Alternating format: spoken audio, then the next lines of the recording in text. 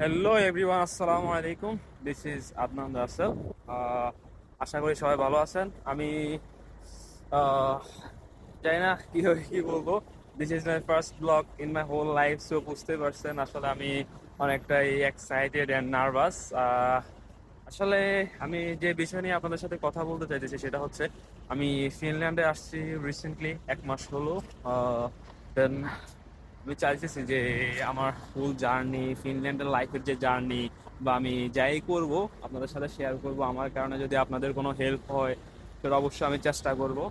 দেন আসলে আমি যদি বলতে চাই ফিনল্যান্ডের যে এনভায়রনমেন্ট, তাদের পরিবেশগত, তাদের ডিসিপ্লিন, সবকিছু, তাদের সবকিছু আসলে আমি শখ যে যে তারা এত ডিসিপ্লিনের মধ্যে চলাফেরা করে। তাদের দেশে কোনো কি বলবো, কোনো ক্রাইম বলতে কিছুই নেই ভাই। আসলে আমি অনেক হ্যাপি। আমি আসলে অনেক হ্যাপি ফিনল্যান্ডে আসতে পারছি। আর আমি আমার ফিনল্যান্ড লাইফের যে জার্নিটা সেটা অবশ্যই আমি আপনাদের সাথে শেয়ার করবো ইনশাল্লাহ পরবর্তীতে। দেন বাট এখানে একটা সমস্যা হচ্ছে, মানে আমরা যে নতুন একটা কালচার, তাদের একটা ডিফারেন্ট যে এনভায়রনমেন্ট মধ্যে একটা ওয়েদারের মধ্যে আসছে, সেটার সাথে আমাদের খাপ খেয়ে চলতে হয়। সেটা নিয়ে আমাদের একটু, যদিও ফার্স্ট টাইম আমাদের একটু হিমশিম খেতে হয়, বাট আমরা ট্রাই করি এগুলো যাতে ম্যানেজ করে চলা। বাট আসলে আমি অবশ্যই 1 মাসের মধ্যে যতটুকু পারছি নিজেরে ম্যানেজ করে নেওয়ার চেষ্টা করছি। আর সামনের দিকে আমাদের যে অবশ্যই আমাদের খাবার দাবার, লাইফ স্টাইল, কালচার সবকিছু নিয়ে আমাদের ভাবনা চিন্তা করতে হয়, যেহেতু আমরা এজ এ মুসলিম আমাদেরকে হারাম হালাল সবকিছুই বেছে বেছে খেতে হয়।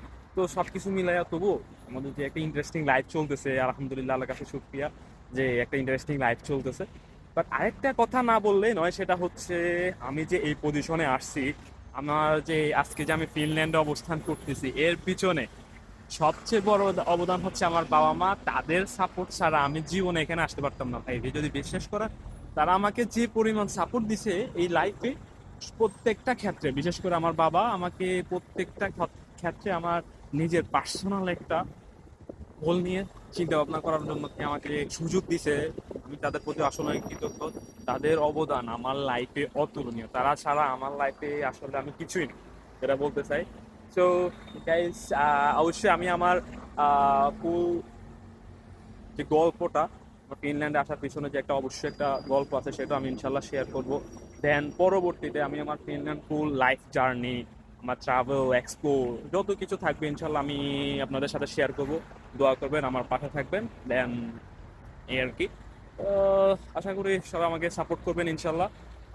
আমার কারণে যদি আপনাদের কোনোভাবে কোনো কিছুতে যদি হেল্প হয়, আমার ফিনল্যান্ডের ফুল প্রসেস, ফিনল্যান্ডে কিভাবে আসবেন, ফিনল্যান্ডে আসার পরবর্তীতে আপনারা এখানে কি করবেন, যেহেতু আমার 1 মাস হয়ে গেছে, আমি মোটামুটি জানি। মোটামুটি বলতে অনেক কিছু জানি না, আসলে অনেক কিছু জানি না, বাট যতটুকু জানি আমি আপনাদেরকে হেল্প করার চেষ্টা করব। আমি আমার ফিউচার যে ভিডিওগুলো মেক করব, অবশ্যই সেগুলোতে অনেক কিছুই রাখবো, ইনফরমেটিভ ভিডিও। অবশ্যই আশা করি সবাই ভালো থাকবেন। আল্লাহ হাফিজ।